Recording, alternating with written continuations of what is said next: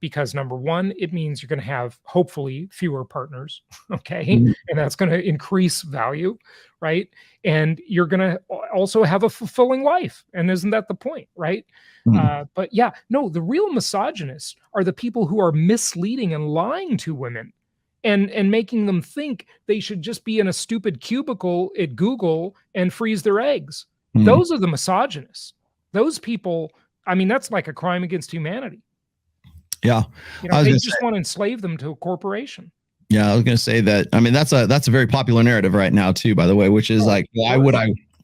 why would I want to go work for the man, 9 to 5 and 40 hours a week, and then come home and submit to my husband, right? Why not? I mean, I know for Allie from Real Femme Sapien is, granted, she's no longer red pill anymore, but I mean, that was her initial shtick, right?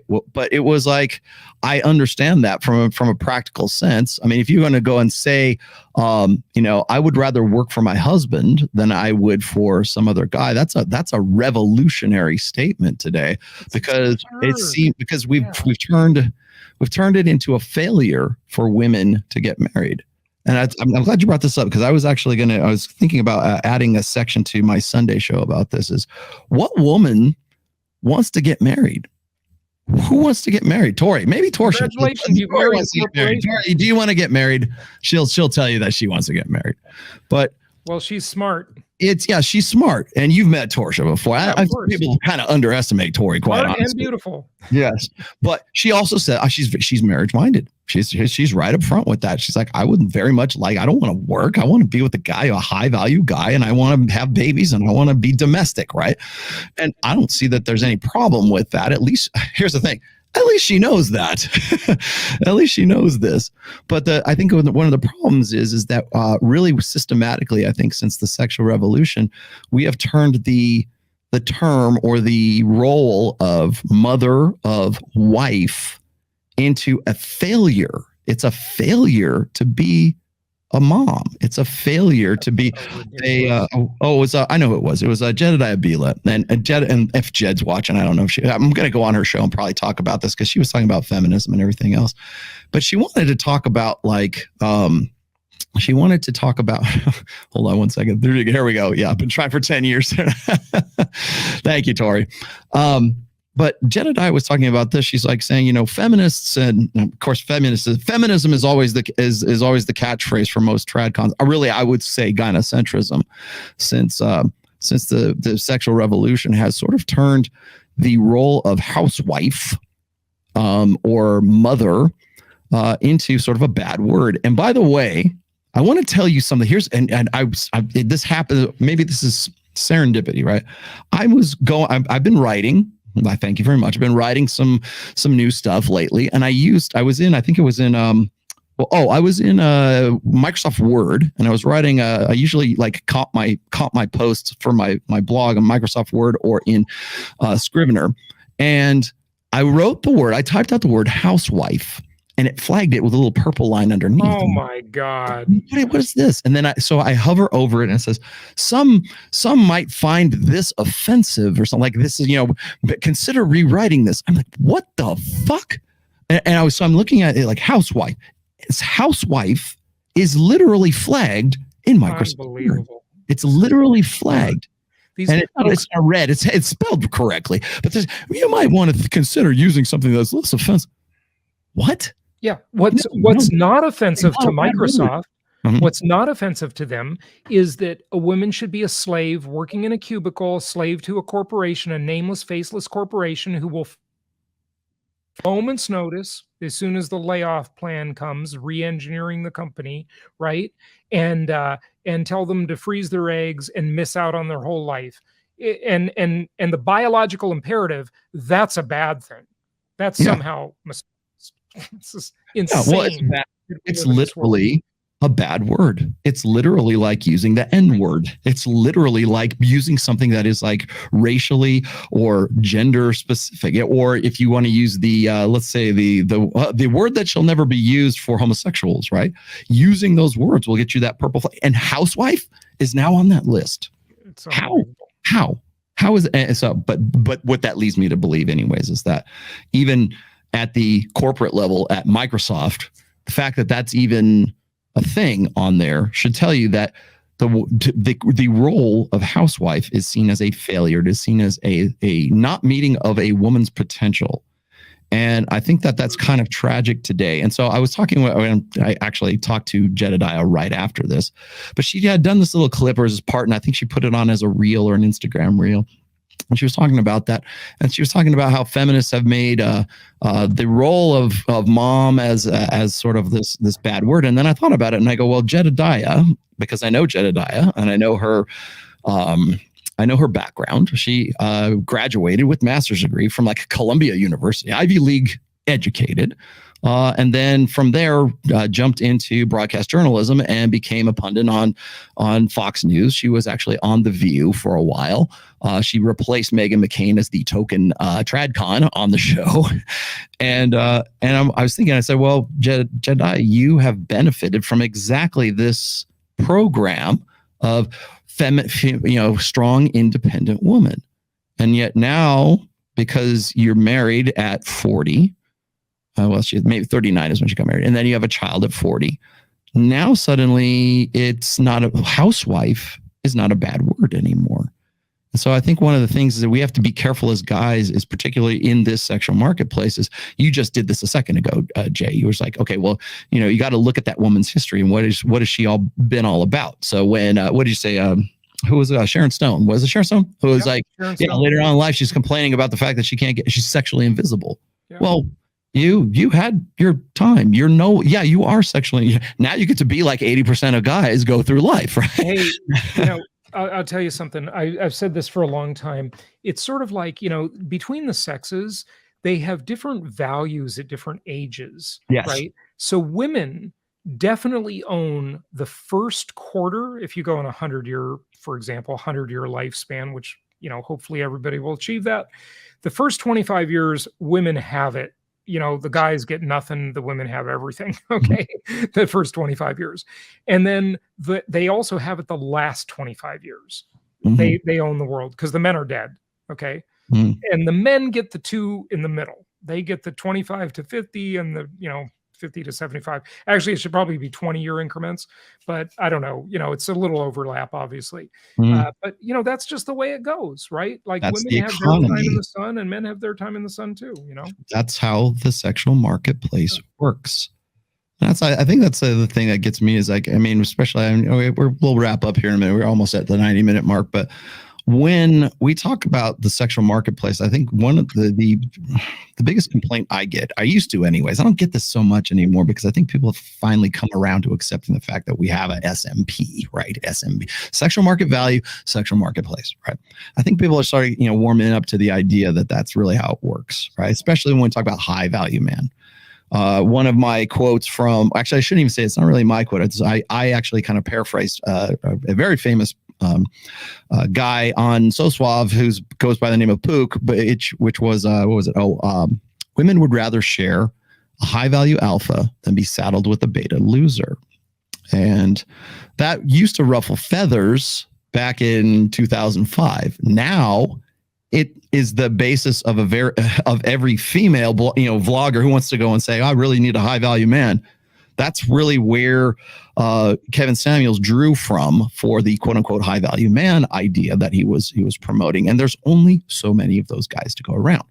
So scarcity increases value, correct? I mean, we were just talking about that. Yeah, it works that way with currency and with the sexual marketplace and everything else in life. Absolutely. So as far as what a woman's like overall long-term value is, now remember, you just showed me how through inflation, when you take out, what was that, a 7 point something percent, a loan right. on that house, yep. that eventually you made money off of it. You're more valuable than you were when you took out the loan, correct? Right. Yeah. You get paid to borrow the money. Correct me if I'm wrong, but that's really kind of like good debt, correct? Yeah. Very good debt. Eventually, there is this, I've pointed this out, and I think I talked about this on Mike Sartain's show, or it was on the Access Vegas. the idea, Rich Cooper's idea, which is that, women don't care about a man's struggles. Nope. They wait at the finish line and they fuck the winners, right? Absolutely. That's a great saying. It's so a great saying, and one that I only halfway agree with, because when women are at their most valuable, which is around 23, 24, when they're at their peak of their sexual market value, that's when they have to decide whether or not they're going to invest in a guy who is going to be a potential winner. Right. So think of that as taking out a loan. So you've got but maybe it's an investment, right? So you've got a girl who's 24 years old. She meets a guy, maybe he's 27. And he's not quite made it just yet. It takes longer for men to sort of appreciate and value and go up in value. Men don't become men till they're 30, right? It takes longer for men to mature into their peak potential than it will for women. Women, like for men's interests, men and women are different. 23, 24 years old, that is peak potential. So if she says, okay, this guy's 27, 28 years old, I want to marry this guy. Okay, what she's doing is she's making that investment. The problem is that when that guy becomes his peak potential, let's just say, idealistically, he gets to be 36 years old. They've been married for a number of years, maybe 5 years or so, right? And now he is more valuable than she is on the sexual market value. So would that not be in some way analogous or in some, parallel, let's just say, to the example you just gave me a second ago about how over time, because of inflation, and maybe in this case, depreciation from the girl, because the woman who is 33 years old is not as valuable as she was when she was 23, right, when she made the decision to get married to the guy who she felt had potential. Yeah, it's the winner yet. He was the potential winner, and she wanted to be on board with him when the stock finally came due, when it accrued value to that point. Would you say that is somewhat analogous to what you were saying before? Yeah, there are so many things you said in there. It reminds me of the Craigslist gold digger story, which that nails it so well. It's on my website. If you go to jasonhartman.com and in the search bar type in Craigslist gold digger, you can find that, because I wrote an article about that back in like 2008 or something, and it's on there. It's a really good lesson, actually. But hopefully the idea is, Rollo, the two fall in love and stay in love. Right? So it's not all about value. In fact, see, there's a difference between value in the marketplace and value to another person. Right?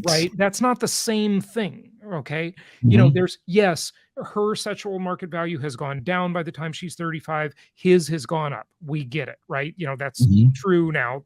The feminists are going to say, that's not true. Well, the evidence will suggest otherwise. Okay. But the point is for those two to pair bond and to fall in love, and they're valuable to each other because they have a history together, because they have a life together, because they've been supportive of each other, right? And there's a whole bunch of things that go into that. And they don't care about the marketplace. Like, who cares about the market? That's just the world outside of our relationship, our bubble. So that's the way it should be, right? Yeah. I'm gonna give you an example. Okay, so a lot of people would when they hear stuff like that, they go, "Oh, that's just being idealistic and blah blah blah." They don't. Rollo said that women can't actually love a guy. No, I've never said that. I've just said love a guy in the way that he believes that she should be able to love him. Go read the goddamn rule. So just putting that out there. Now, here, I got one for you. And this will be the showstopper here. My younger brother, actually reconditions and rebuilds old classic muscle cars. Sometimes he does custom jobs and stuff too. But he has a garage here. I'm not going to tell you where it's at. It's close to Reno, Nevada, let's just say. And so he, for most of his lifetime, that's been his business, is he reconditions muscle cars, and he goes and he takes them and he auctions them off at Barrett Jackson in Vegas, and sometimes in Arizona, Scottsdale as well, right? Okay. And fantastic. It's a great business to be in if you're good at it. My brother is very good at it, and so I will occasionally, next time I go down there, I got to do an Instagram feed or something, because I visit my brother down at his garage sometimes, and I watch just check out what he's building, because I just think it's cool. We've always been car guys, but we're not like McLaren guys. We're not like Lamborghini guys. We've always been muscle car guys. And if you want to talk about like classic, muscle cars, I'll talk your ear off about it. Mm-hmm. But when I go down there and I look at that, and I look at what my brother's building, and so sometimes it's like a 70s Mustang, or it's maybe a late model. I'm trying to think of what's a good year for a Barracuda. Like I'm looking at these cars, and there is a huge market for these by collectors, of course, primarily, and sometimes he does custom jobs, and sometimes he auctions them off because people want these cars. And I'm thinking, I thought about this at one point. When we use the car analogy for women, we say, why would I want to buy a used car, right? Why would I want to, it's got a lot of mileage on it and yada, yada, yada. I'm like, yeah, but some cars are classics. Some cars actually appreciate in value the older that they get, depending on what the sentimental value is. That's first and foremost right there. And then the other thing is for a car that is like the kind of cars that my brother puts together, there is sort of a value that's involved in the actual process of putting that car together and having this beautiful, machine that you can drive around, and people go, damn, I remember when that car came out. I remember in the 70s, like, God, I really wanted one of those. Right. And I think that if you're going to throw women into the category of like, oh, used cars, new cars, blah, blah, blah, we also got to take into the account classics. Yeah. So sometimes, yeah. Well, there's certainly classic beauty, right? It's 1964 Corvette Stingray. Thank you very much. Yes. I really want one of those too. Yeah. Yeah. Right. Oh, and then do you remember when we were in Lake Tahoe and we went to, where did we go? Oh, we went to Garwood's. And we never got to go in the store, but we looked in the window and we saw the classic Woody boats. Oh, those boats were great. Rollo, I did actually visit that really quickly on the way out. Yeah. On my drive out. I took some pictures. Amazing. Like you and Jason and I have a real affinity for that style. I love those boats. Those are the Chris Craft 40s style kind of thing. They're Woody's kind of boats. If you know what a Woody is, yeah, they're absolutely beautiful. But I would love to have one of those. I would love to have one of those. I would get so much enjoyment out of it. It is not a yacht. Yeah. It is not a fishing boat. It's not a hydrofoil. It's not the top of the line of anything. It's old and it's good and it's beautiful though. Yes, exactly. So there is something like what you were saying before, is there's a value that's intrinsic to the experience that you have with that boat, with that car, and with that woman. Maybe that ties in, and I know we got to wrap up. Marriage goggles or whatever. Yeah, okay, you're right. I'm willing to admit that for sure. I've been married to the same woman for 26 years, but my wife is a classic. Yeah, right. Yeah, that's good. See, you're not worried about each other's market value, right? You're worried about the relationship to yourselves, right? That's of course the way it should be. I'll leave you with this. Is the people have asked me this all the time. I got this from Ruslan too. Like people, well, we need to get some information and some advice from Rollo Tomassi in his 26-year marriage. I go, this will piss him off too. It's based on polarity. The health of my relationship, the best part of my relationship is its polarity. We understand who each other is, right? Yeah. And that's the best. The secret to a healthy relationship is polarity and understanding that, and then also, conventional masculinity and conventional femininity. Yeah, absolutely. No question about it. But it ties in, what you were saying about the Woodies and those gorgeous classic boats, right? Maybe it ties in with what we were talking about earlier, and I think this saying is so important. Although, of course, women will fight about it and hate it, but it's, look at women are definitely, like you were talking about the example of the 23-year-old and the 27-year-old guy. Women are concerned with a man's future. What kind of future does he have? And guess what men are concerned with? They're concerned with a woman's past. And it goes back to that whole mate guarding issue that we talked about earlier a long time ago here in the show, like an hour ago. But that's the truth. That's the reality of it. And men are concerned, or women are concerned about men's future. Men are concerned about women's past. Yeah. And by the way, I will get to super chats here too, because I got 6 of them starred right now. So I'll get to those really quickly here. But before I do, I want to also point out that I have broken, and probably you have too, I've broken the cardinal rule of the internet, which is never use analogy, metaphor, or hyperbole in anything. Don't do that on Twitter. Don't do that on Instagram, because the first thing anybody will do is like, well, that's the wrong analogy, because what if, here's a great example of it. Well, what if the car's been trashed by drug dealers and been crashed, shot full of holes and burned? Okay, dude. Thank you for that. That's why I don't use analogies. Yeah, thank you. That's if you guys think I'm literal minded and I would have ADHD. You guys made me this way.